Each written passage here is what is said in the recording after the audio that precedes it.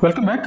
In the last session, we discussed about basic circuit elements whenever a sinusoidal voltage is given to a pure inductor, pure capacitor and pure resistor, how the voltage waveform and what is the current waveform, what is the phase angle. So we all discussed about those points. So in this session, we are discussing about whenever these resistor and inductor are connected in the network. So if resistor and inductor is given with a sinusoidal voltage of Vm sin omega t, how it will mathematical equation, how can we consider? So let's see here. Yes, when inductor and resistors are connected in the circuit, how this representation? So if it is a voltage Vm sin omega t, if I consider as a V, the voltage accumulated across the resistor is Vr and voltage accumulated across the L will be Vl. According to the KVL, the sum of the voltages in the circuit is equal to the input. So this is total voltage V is equal to VR plus VL. And you need to remember these are all not a scalar, these are all vectors. These are all vectors. So the addition also has to be done according to the vector calculus.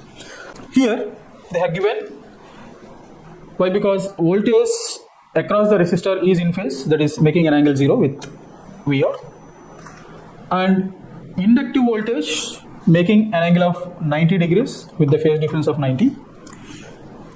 The vector addition of these two is now as a voltage V. That means V square is equal to VR square plus VL square, or I can say in general, so V is equal to square root of VR square plus VL square. So we can calculate the voltage. Then how can we calculate the I value? I value will be calculated by I is equal to V by, in the DC circuits we can just represent with the element R. I is equal to V by R. But in the AC circuits we will represent this as Z. So this Z is nothing but impedance. Impedance is one of the most important parameter in the AC quantities. While discussing about DC circuits, we are considering only the parameter resistance, which is opposing the flow of current. Here, in addition to the resistor, because of the inductor is nothing but a coil. Inductor is nothing but a coil, which is having not only inductor L, because of this winding there is a resistance inside also. Because of the resistance there is a oppose of current. Because of this inductance also there is a opposing force, that is called XL, what we discussed previously. XL, that is inductive reactance. So now I can represent this impedance Z as R plus JXL. So this is the impedance in a series RL circuit. The impedance is also against to the flow of current, as the property of inductor is it will oppose the sudden change of current, transform these losses in the form of heat. So if you see in the tube light we are having some coil, it's a heavy coil is there. Inside coil is nothing but inductor. That inductor, what is the purpose of inductor? It will oppose the sudden flow of current. Whenever we switch on the tube light, to turn on the light, a small fraction of seconds gap is there. That means the voltage is already reached, but the flow of current, it will take certain fraction of time. That means in that way also we can say, whenever the inductor is present in the network, I lags the voltage. If it is a pure inductor, it lags by 90 degrees. If it is mixed with resistance, it is lagged by some angle, whether it is 30 degrees or 40 degrees, in general it's a 5. So here I can say the impedance Z is equal to R plus J XL. We already know what is XL. XL is equal to omega L. if you want to know this XL is equal to omega L, so please watch the previous video. Here Z is equal to R plus JXL. So it's a complex number. From this complex number, we can generally calculate the phase angle phi as tan inverse of this XL by R. This is the phase angle. If it is a pure resistor, what is the XL value? If it is a pure resistor, XL value is 0. If it is a pure resistor, XL value is 0. Then tan inverse of 0, then phase angle is equal to 0. You got it, the point? So if it is a pure resistor, L value is 0, XL value is 0, then tan inverse of 0 is nothing but 0. Now, let's talk about pure inductor. If it is a pure inductor, this R value is 0. Whenever R value is low, this term will become infinity. Tan inverse of infinity, the phase angle is 90 degrees. So whenever it is a pure inductor, phase angle is 90. Whenever it is a pure resistor, phase angle is 0. Okay, so these are the points you need to remember when series RL circuit is there. Okay, is there anything? So here, whenever it is phase angle calculation, phi is equal to tan inverse of XL by R. If you want to calculate the magnitude Z, say again square root of R square plus XL square.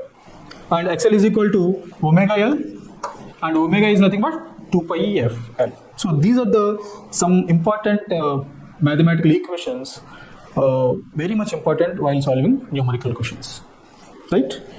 Okay. Next, it is a series RC network. Again, the voltage V, voltage across resistor will be VR, and voltage across the capacitor will be VC. And coming to the vector diagram, we can say as similar as the vector of V is equal to VR plus VC. These are all vectors. And same equations. Now the impedance will be here. Across the capacitor will also have XC. What is XC again?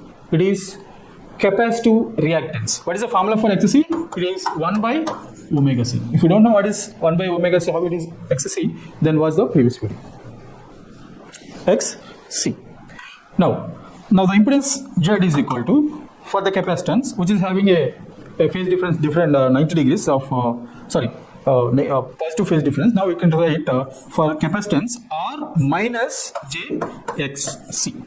R minus JXC. Now the magnitude is equal to square root of R square plus XC square.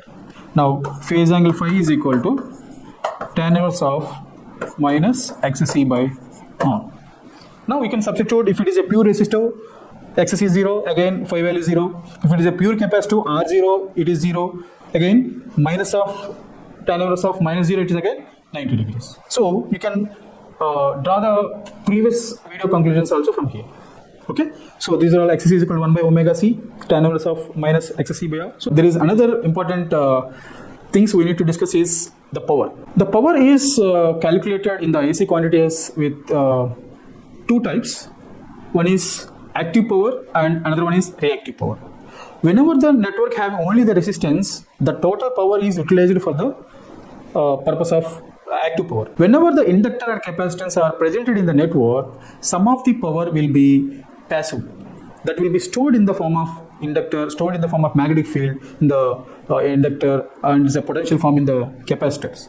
So that is a passive power or reactive power.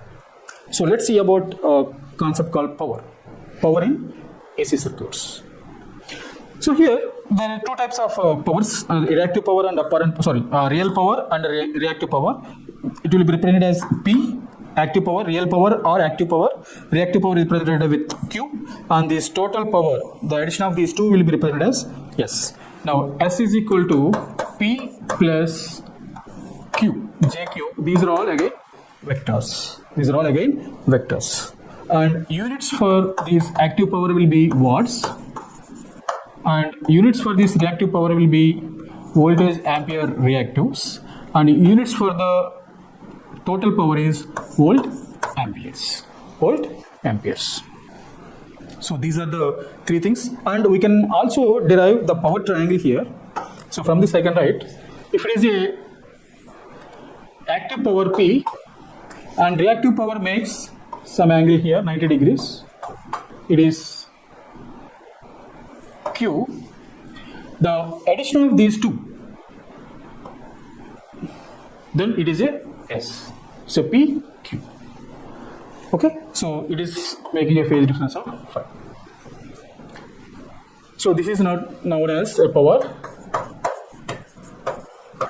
triangle. And you can also have a impedance triangle. Impedance triangle is nothing but it is a resistance making a reactance X, and addition of these two is nothing but Z. It is a phase. So if we say tan phi is equal to X by R, here tan phi is equal to Q by P. So these formulas will useful while you are solving the numerical questions. So apparent power, it is calculated with RMS values, voltage RMS and IRMS. That's why unit is volt amperes. And next, real power and active power, VRMS and IRMS, it's cos phi. So there is a significance of this cos phi, real power. So I will explain this cos phi again. And reactive power, VRMS, IRMS and sin phi. So this is the power triangle. As I mentioned, it is horizontal, it is a P, and vertical it is a Q, and the diagonal is nothing but yes, it is VI cos phi, VI sin phi and VI. And this cos phi is nothing but power factor. Power factor is equal to cos phi. By definition, power factor is the cosine of the angle between the voltage and current. The power factor is also an indication of the quality of the power. How can we measure the quality of the power? We can measure the quality of the power when the phi is 0. When the phi is 0, cos 0 is 1. When the power factor is equal to 1, that power is a quality power. That's meaning of power factor 1 means it's a quality power, and whatever the input we are giving, that whole input of power is utilized properly. There is no wastage. That is called no reactive power, only active power. That is only possible when in the circuit only resistance is present, then phase angle is 0, then power factor is 1.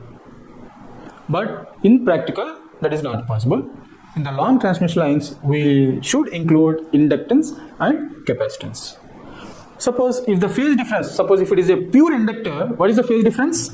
90 degrees. Then what is the power factor? 0. So if it is a pure inductor, there is no active power, only reactive power, that is not utilized power. So the power factor has to be very close to 1. If power factor is very low, that means majority of loads are inductive loads or capacitive loads. If the power factor is very nearer to 1, the majority of loads are resistive loads. Industry having the power factor is low, then there is a penalty also. So that is another concept we will discuss in the further sessions. Okay, so that is the concept of power factor, cos phi. So with this, I hope I explained all the fundamentals of alternating quantities. Thank you.